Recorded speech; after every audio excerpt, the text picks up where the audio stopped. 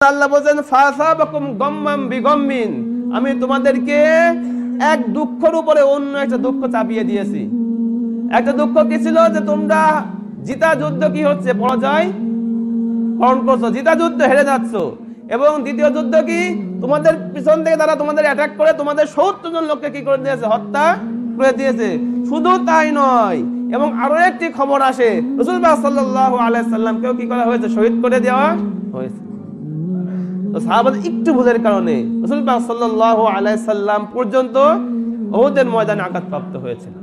এর মূল কারণ কি বললাম, বারবার বলতেছি, নিজেদের মধ্যে মতবিরোধ, ইসলামী শক্তির মধ্যে মতবিরোধ, যে যার মতো ইচ্ছা তার মতো চলে যাওয়া, এক জায়গায় ইউনিটি না হওয়া, এটা হলো মুসলমান সভ্যতার, মুসলমান জাতির ধ্বংসের হলো মূল কারণ।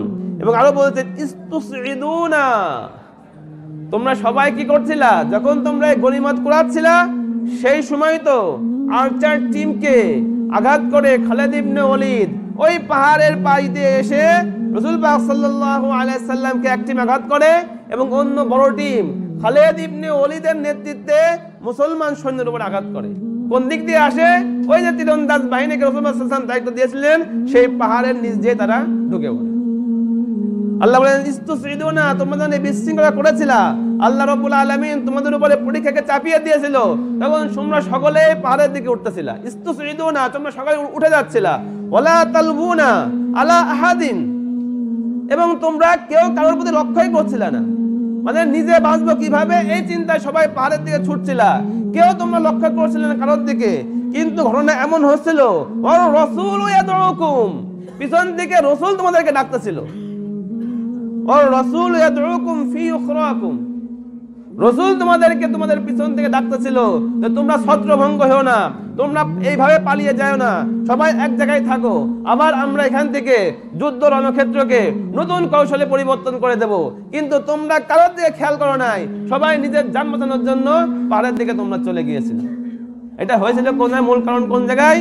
যে মুসলমান নিজেদের মধ্যে মতবিরোধে লিপ্ত হয়েছিল, নিজেদের মধ্যে ইখতিলাফে লিপ্ত হয়েছিল। এখন আমাদের দেশের মধ্যে কত রকমের ইসলামী দল, তারা কেউ এক জায়গায় আসতে চায় না। বিভিন্ন মৌলবীর বিভিন্ন গ্রুপ, বিভিন্ন মৌলবীর বিভিন্ন পার্টি, যার কারণে আমরা কেউ কিনা সাকসেস হইতে পাচ্ছি না। আর এইভাবে যদি থাকি আমরা, আমাদের সাকসেস কোনোভাবে সম্ভব না। কেউ হয়তো একটু আগায় আসি, কেউ হয়তো একটু পিছায় আসি, এই আগে পিছিয়ে করতে করতে আমাদের চলে যাবে। আর বিভিন্ন এজেন্সি, বিভিন্ন বহিরাগত শক্তি যখন রাস্তায় জীবন দেওয়ার সময় হবে, তখন আমাদেরকে ব্যবহার করে আর ক্ষমতার তাখতাকে, ক্ষমতার মাস্টারকে কি করবে, পরিবর্তন করে দেবে। কিন্তু আমাদের যে চিন্তা, ইসলামকে আমরা বিজয় করব, সেটা আমাদের কোনো সময় কি হবে না, সাকসেস হবে না। এর মূল কারণ কি? নিজেদের মধ্যে তানাজু। আল্লাহ বলেন, ফাসাবাকুম গাম্মাম বিগাম্মিন, আমি তোমাদেরকে এক দুঃখের উপরে অন্য একটা দুঃখ চাপিয়ে দিয়েছি। একটা দুঃখ কি ছিল? যে তোমরা জিতা যুদ্ধ কি হচ্ছে, পরাজয় বরণ করছো, জিতা যুদ্ধ হেরে যাচ্ছ। এবং দ্বিতীয় যুদ্ধ কি, তোমাদের পিছন থেকে তারা তোমাদের অ্যাটাক করে তোমাদের 70 জন লোককে কি করে দিয়েছে, হত্যা করে দিয়েছে। শুধু তাই নয়, এবং আরো একটি খবর আসে, রাসূলুল্লাহ সাল্লাল্লাহু আলাইহি সাল্লামকেও কি করা হয়েছে, শহীদ করে দেওয়া হয়েছে। তো সাহাবাদের একটু ভুলের কারণে রাসূলুল্লাহ সাল্লাল্লাহু আলাইহি সাল্লাম পর্যন্ত উহুদের ময়দানে আঘাতপ্রাপ্ত হয়েছিল। এর মূল কারণ কি বললাম, বারবার বলতেছি, নিজেদের মধ্যে মতবিরোধ, ইসলামী শক্তির মধ্যে মতবিরোধ, যে যার মতো ইচ্ছা তার মতো চলে যাওয়া, এক জায়গায় ইউনিটি না হওয়া, এটা হলো মুসলমান সভ্যতার, মুসলমান জাতির ধ্বংসের হলো মূল কারণ।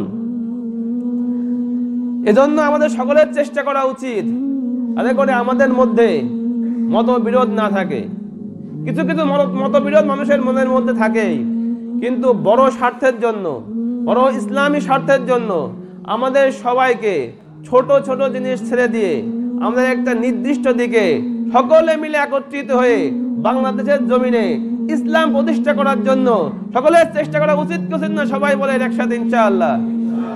এজন্য সর্বপ্রথম এক মুসলমান ভাই অন্য মুসলমান ভাইকে এই তুমি ওই দল করো, ওই দল করো, এই দলের কথা বলা যাবে না।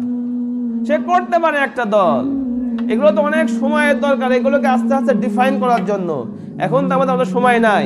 সবচেয়ে মূল রুট কথা হলো যে কোন মুসলমান অন্যকে দল দেখায়, পার্টি দেখায় কোন ধরনের নিচু করা যাবে না।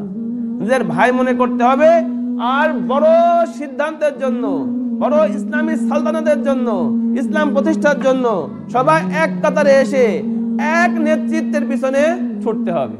যদি আমরা পারি তাহলে আমাদের ভবিষ্যৎ আছে।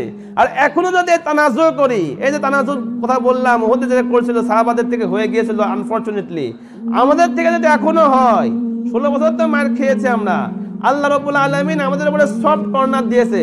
এখন দেখতে চাই তোমরা কি করো, লিয়াবতালিয়াকুম, তোমাদেরকে পরীক্ষা করতে চাই। এখন যদি সেটা সেভাবে থাকে, বেশি সময় লাগবে না, উইদিন 10 ইয়ার্স এর মধ্যে এমন জেনোসাইড করবে ইন্ডিয়া আমাদের দেশে, যারা ইসলামী পার্টি করে তাদেরকে কিন্তু ঘরেও থাকতে দেবে না, তাদের ঘর, মাল, জান সকলকে তারা গণহত্যা চালাবে। যদি আমরা এখনো ঠিক না হইতে পারি, এখনো এক জায়গায় না আসতে পারি। আমার কথা কি আপনারা বুঝতে পারছেন?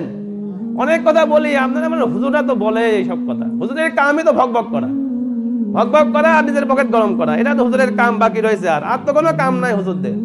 কিন্তু বাস্তবতাকে স্বীকার করেন। এর আগে বহুত উদাহরণ চলে গিয়েছে।